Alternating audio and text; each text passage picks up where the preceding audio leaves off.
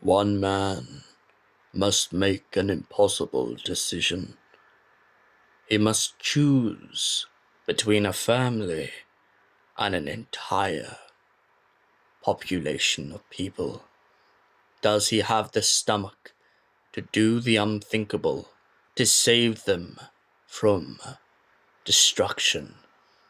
Or will he turn away in cowardice as the streets burn with fire? Hello, ladies and gents, boys and girls, people of all ages, sexualities, and identities, and welcome back to another Doctor Who review. And we're moving on to The Fires of Pompeii. One of the darkest and most surreal stories in my eyes. The Fires of Pompeii explore a kind of situation in which you're forced to choose exactly what path you will take. You'll either leave Pompeii and realise that you should never have gone there on Volcano Day in the first place, or you'll wake up to the reality and really start to think about the people themselves and the way that they're about to be affected forever. The Doctor and Donna Noble land in Pompeii on Volcano Day, and they begin to witness as an earthquake begins to shake down the place around them. However, they soon discover that what's going on in Pompeii is not all that it seems.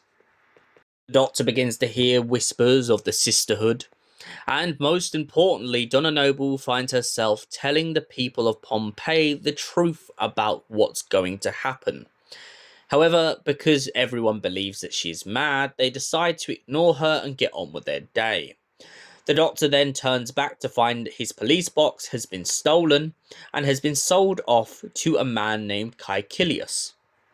Now, Caecilius is a marble sculptor, and he is someone who absolutely marvels in buying things from the market. Quite clearly, he came across the police box and thought that it was a temple of some kind, and decides to take it home and keep it in his living room. The Doctor and Donna then turn up, claiming themselves both to be Spartacus and Spartacus, the brother and sister. The Doctor begins to inspect their household and soon finds himself absolutely put off by the fact that their daughter can tell bits and pieces about them.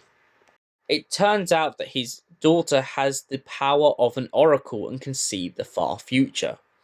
She sees things in the far future, but she can't quite see Volcano Day.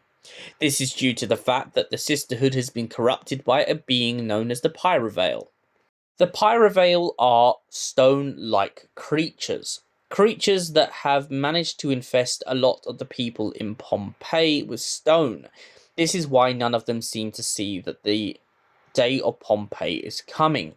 This is due to the Pyrovale trying to turn everyone into stone.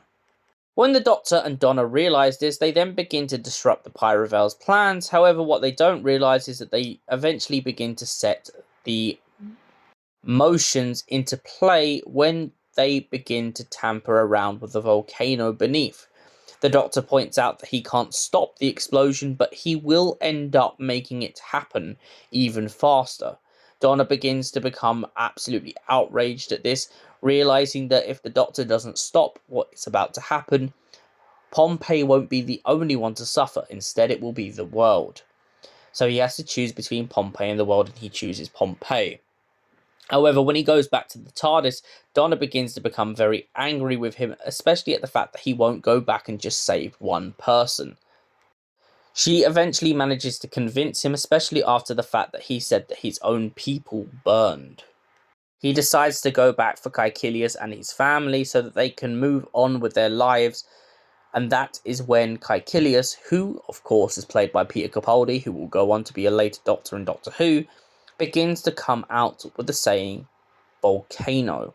This explains where the word volcano came from in the first place, and proves that someone did survive Pompeii. So, The Fires of Pompeii. What do I give this story out of 10? Honestly, this is a solid 10 out of 10. It's such a strong story. It's such a dark story. And most importantly, it has some beautiful cameos from actors who will return in Doctor Who. Not only Peter Capaldi, but also Karen Gillan, who goes on to play Amy Pond. Thank you for watching, and we'll see you in the next Doctor Who review. Until then, stay beautiful, you beautiful people.